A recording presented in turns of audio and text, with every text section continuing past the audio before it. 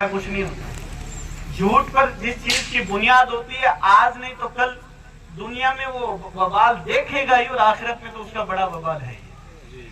तो इस चीज को मद्देनजर बहरहाल इनकी दादी साहिबा गालिबन मुरीद होना चाहती थी, और वो कहती थी, मुझे जो बात उस वक्त में जो मुझे याद है, आप जरूर फरमाइएगा। आप और हाफिज मुसाई शायद चले गए, तो उस वक्त में उन्होंने ये कहा कि भी मैं गौस पाक की मुरीद होना।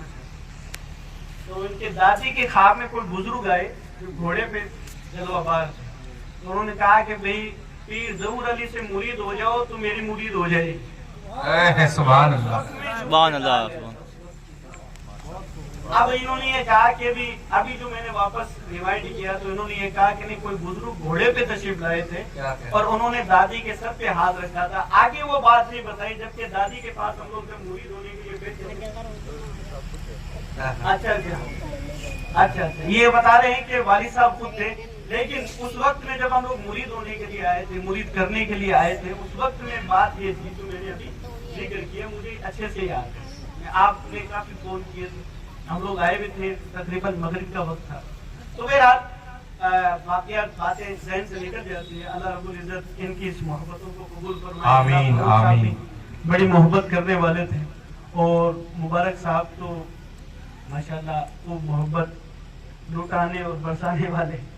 अल्लाह रब्बुल इज्जत उनकी मोहब्बतों को सलामत रखे, और मैं दुआ करता हूँ कि अल्लाह तबारक व तआला मरहूम की कब्र पर रहमत व अनवार की बारिशें फरमाए, और जो मोहब्बत बहैसियत निस्बत रसूल के इन्होंने हमसे की है, अल्लाह रब्बुल इज्जत उस मोहब्बत को कबूल फरमा करके उसको जरिया निजात बनाए। आमीन। देखिए, जाना तो हर शख्स को है, ये तो बात तय है, लेकिन आदमी जाए कैसे, ये माने रखता है। हजरत मुफ्ती साहब किबला ने आखिर में जो दो शेर पढ़े, बड़े कमाल के हजरत ने पढ़ दिए कि भाई आला हजरत ने फरमाया कि जाने वाला जब दुनिया से चला जाए तो मेरे मौला ये ना हो कि कोई ये कह दे कि फांसी को फाजिर गया है,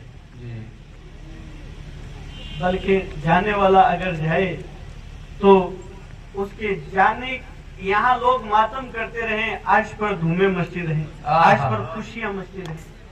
अब ये बातें कहने को तो बहुत एकदम आसान लगती है, हमारे मुंह से सुभान अल्लाह भी निकल जाता है, लेकिन याद रखें कुछ चीजें ऐसी हैं जो हमें बुरी मौत की तरफ भी ले जाती है और अच्छी मौत की तरफ भी ले जाती है।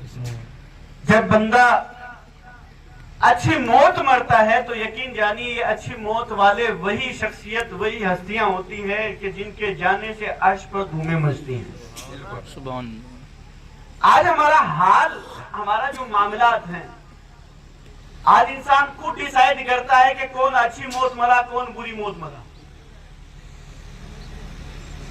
किसको मौत अच्छी है ये, किसको बुरी है ये हम लोग डिसाइड करते हैं। मसलन किसी का एक्सीडेंट हो गया, ओ हो, अल्लाह ऐसी बुरी मौत किसी को ना दे,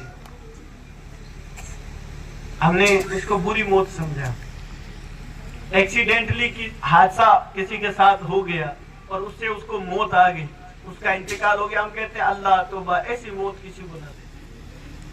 किसी को बड़ी बीमारी लगी और हम कहते हैं कि अल्लाह ऐसी तकलीफ तो किसी को ना दे, अल्लाह हिलते चलते कोई बुला ले। जरा सी कोई तकलीफ हुई, उससे कभी घर में कोई हादसा हो गया, आप लोग दुआ करने लगते हैं कि अल्लाह ऐसा किसी के साथ ना हो। ये हमने डिसाइड किया कि बुरी मौत मरा है, लेकिन आए जरा इस्लाम की नजर में देखें कि इन मौतों के बारे में इस्लाम क्या कहता है, हमारा दीन क्या कहता है।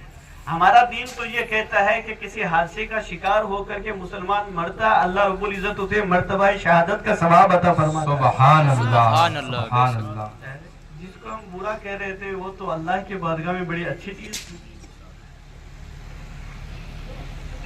कि बरोज़े क़यामत हदीस शरीफ में आया कि शुहदा की सफ होगी और उन लोगों की भी सफ होगी जो हादसात का शिकार होकर के दुनिया से गए। एक्सीडेंट से उनका मौत हुआ, दीवार की नीचे दब करके उनका इंतकाल हो गया, जैसे भी हादसात का शिकार होकर उनका इंतकाल हुआ। वतन से दूर लोग, कई लोग گھر والوں کو تو بیچاروں کو چہرہ دیکھنا بھی نصیب نہیں ہوتا ہے. سعودیہ میں بوڈی ہے صاحب لا نہیں سکتے اور وہی تدفین ہو جاتی ہے. آخری بار چہرہ دیکھنا بھی نصیب نہیں ہوتا ہے اور ہم لوگ پناہ مانگتے ہیں. ذرا اسلام کی نظر میں دیکھیں, میرے آقا کریم صلی اللہ تعالیٰ علیہ وسلم ارشاد فرماتے ہیں اگر کوئی اپنے وطن کے غیر میں انتقال کرتا ہے, وطن سے دور اس کا انتقال ہوتا ہے, آقا کریم صلی اللہ تعالیٰ علیہ وسلم ارشاد فرماتے ہیں کہ اس کے گھر سے لے کر کے جہاں وہ انتقال کیا وہاں تک اللہ تبارک و تعالیٰ اس کی قبر کو وسیع فرما دیتا ہے. سبحان اللہ سبحان اللہ. تو جس کو ہم برا سمجھتے ہیں وہ تو رب کی بارگاہ میں بڑی اچھی چیز ہے. بیماری کی موت, آقا کریم صلی اللہ تعالیٰ علیہ وسلم ارشاد فرماتے ہیں, فرمایا کہ مومن کو اگر کانٹا بھی چبھے تو اس کانٹے کی چبھنے کی جو تکلیف ہوتی ہے اللہ رب العزت اس تکلیف کے بدلے اس کے گناہ کو معاف فرماتا ہے. سبحان اللہ سبحان اللہ. نبی پاک صلی اللہ تعالیٰ علیہ وسلم ارشاد فرماتے ہیں, فرمایا کہ جب اللہ رب العزت کسی بندے کو کوئی مرتبہ عطا فرمانا چاہے اور وہ بندہ اس مرتبے تک پہنچنے کے لائق نہ ہو, یعنی اس کے عمل ایسے نہ ہو, اللہ رب العزت اسے کسی بیماری میں یا کسی آزمائش میں مبتلا کرتا ہے. بندہ بیمار پڑ جاتا ہے, اس کو تکلیفیں ہوتی ہیں. اللہ اکبر اللہ اکبر. ایک حدیث شریف میں نے ظاہر تو نہیں پڑھی لیکن کسی میگزین کو میں پڑھ رہا تھا, اس میگزین میں لکھا ہوا تھا, بہرحال میں نے حوالہ وغیرہ نہیں دیکھا. فرمایا کہ جب بندہ بیمار ہوتا ہے, جب بیمار ہوتا ہے نا, صحت مند کو تو کسی کو مال کا غرور ہو جاتا ہے, کسی کو اپنی زبان کا غرور ہو جاتا ہے. میں کسی کے نیچے دبنے والا نہیں, اس کو اس بات کا غرور ہو جاتا ہے. لیکن جب اس کے اوپر بیماری مسلط کر دی جاتی ہے نا تو پھر اسے صرف اللہ ہی یاد آتا ہے. سارا غرور ٹوٹ کر کے چکنا چور ہو جاتا ہے. فرمایا کہ جب بندہ بیمار ہوتا ہے, فرمایا بیماری میں جب وہ کروٹیں